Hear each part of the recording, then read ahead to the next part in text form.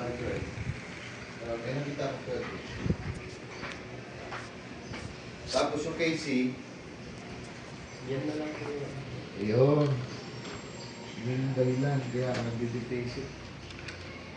May kulang ako eh.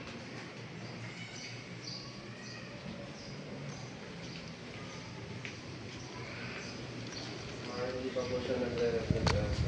Hindi pa. Tsaka napansin ko pa may intimidate siyang auto ko. Ang kukunin mo, ang bibigyan ka.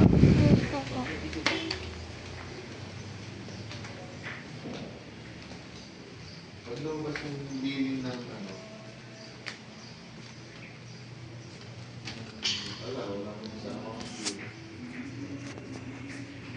Ito, isa sa atin ko sa nga. Yun, di ba? Bakit? Tataka naman ako, ito pumasok. Pero yung Straight po yung sabi mo, di ba? ayun, yun, dahil, ayun, dapat pumasok. Unready yun eh. Kasi binayaran agad natin.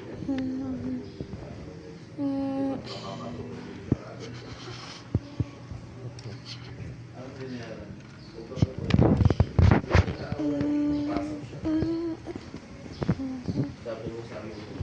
Oo nga, hindi, I mean, di ba ito yung binayaran natin ng buo. Ito yung binayaran natin ng buo. Cash yan sa inyo.